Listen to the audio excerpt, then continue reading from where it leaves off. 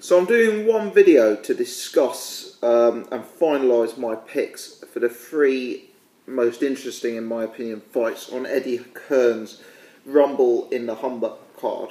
Now I'm not going to do separate videos for all of these because, to be honest, I've probably covered them when the fights have been announced, or probably referred to them in live shows or other things. So I'll wrap all three into one. Whyte versus Irinu Costa Jr. I posted a video on that only yesterday, so if you're interested in hearing more in-depth analysis, please go to that video.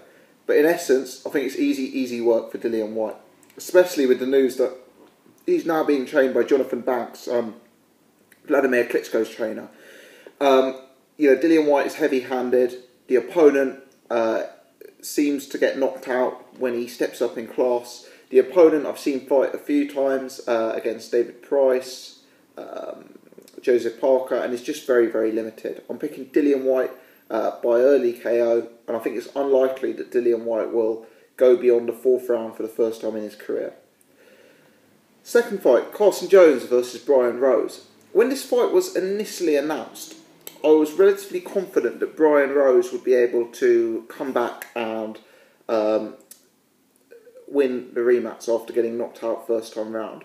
Put simply, the stoppage first time round was dubious. Brian Rose was outboxing him until the point of the stoppage, and I thought that, with Carson Jones being who Carson Jones is, which is a sort of semi-limited, middle-of-the-road kind of guy, Brian Rose would be able to learn from his mistakes and, come back from that and get the job done against him. I still think there's quite a high likelihood that that will happen. I think that Rose is the superior technician, and whilst I think that Rose is very, very limited, I think he does have the greater upside than Carson Jones. Having said that, as the fight has got nearer, despite the fact that all the advantages are seemingly in Rose's favour, height, reach, home advantage, home fans, his promoter show, etc., I'm starting to buy into the fact that Carson Jones is going to win this fight for the second time. Now, don't get me wrong, I did a video yesterday saying I wouldn't bet on Carson Jones, and I stand by that. From a betting proposition, the value isn't there to make this an attractive price. But take betting aside for one moment, I'm starting to buy a bit more into the fact that Carson Jones will win.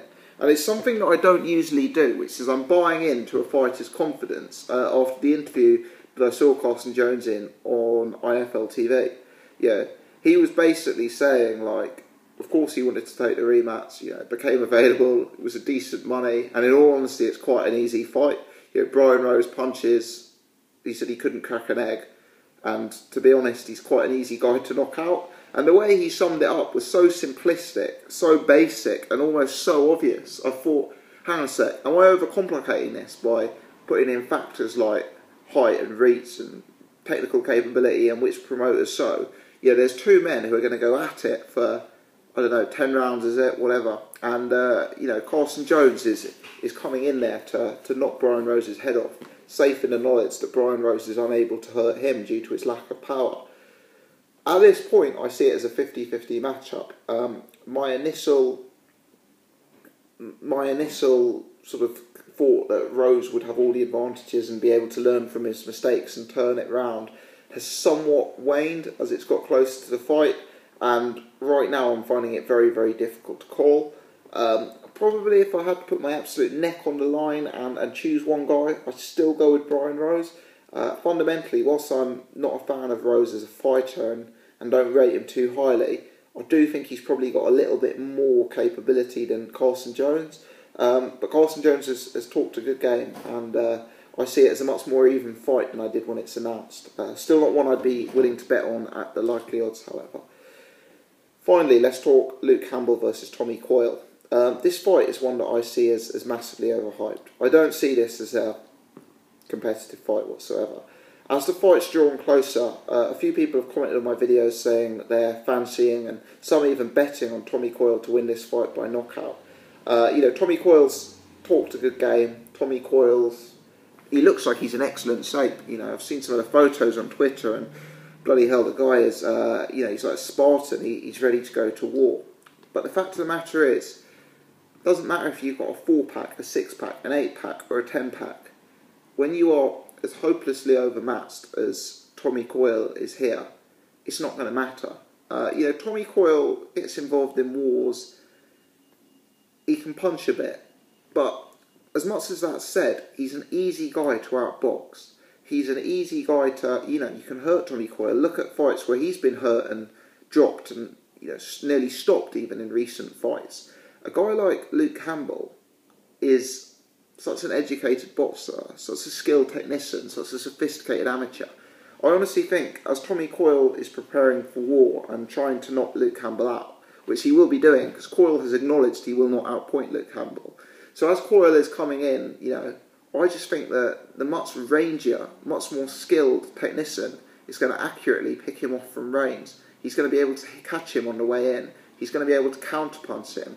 He's going to be able to evade Coyle's telegraphed and basic offence. And he's going to be able to absolutely find monstrous gaps in Coyle's game and defence. Of course, Coyle has a puncher's chance. He seems to hit a little bit. And, Luke Campbell, it's unclear how durable Luke Campbell is. It probably is the best opponent Campbell's faced. But for me, this is no more of a test, really, than Anthony Joshua versus Gary Cornish. You're talking a Olympic gold medalist on the way up, looking very, very good, against an opponent who, in my opinion, is a thoroughly British-level fighter who's just got a bit of a push and a bit of money behind him from his big promotional outfit. Tommy Coyle, he's just not really in the league of a Luke Campbell. And people are telling me Luke Campbell's overrated. Luke Campbell doesn't actually carry that much power. Luke Campbell's too technical. He's like a Frankie Gavin type fighter. That all may be true. Luke Campbell may go on to achieve very little at world level. He may get found out. He may not have the best chin. He may not have the most power. I'm not denying any of that. What I can tell you is that, in my opinion, even if that is all true, Tommy Coyle is not the right kind of guy to expose those gaps. Look at David Price's career. David Price has glaring holes in his game, obvious holes. But on the way up, when he was facing British-level guys, he was destroying Matt Skelton, he was destroying John McDermott, he was destroying Sam Sexton. And it's only when he stepped up to that sort of fringe world level and faced a real skilled veteran, with serious smarts, that he actually got exposed when he fought Tony Thompson. For me, there's parallels there. I'm not sitting here and saying Luke Campbell is going to be the next big thing. But what I can confidently predict is that Tommy Coyle will not be the next big thing. The flaws in his games are too obvious, and we've seen enough from Luke Campbell to know that he's a disciplined fighter with accuracy, with timing. And whilst Coyle can hit hard, there's nothing I've seen that suggests Coyle is this durable brawler who's going to be able to take Campbell's best shots. I saw something on Boxing Scene today where he was quoted as saying,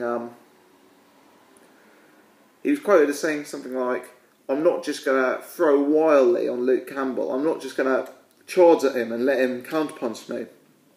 Well, that's great. But you've admitted you're not going to outpoint him. Clearly, you're not going to out-jab him and out-move him. You're not going to out-amateur Luke Campbell.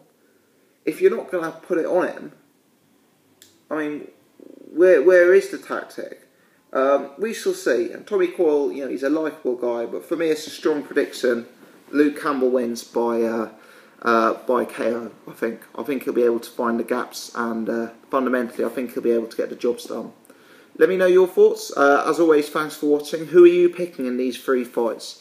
Dillian Whyte beat Costa Jr., followed up by Luke Campbell, Tommy Coyle, followed up by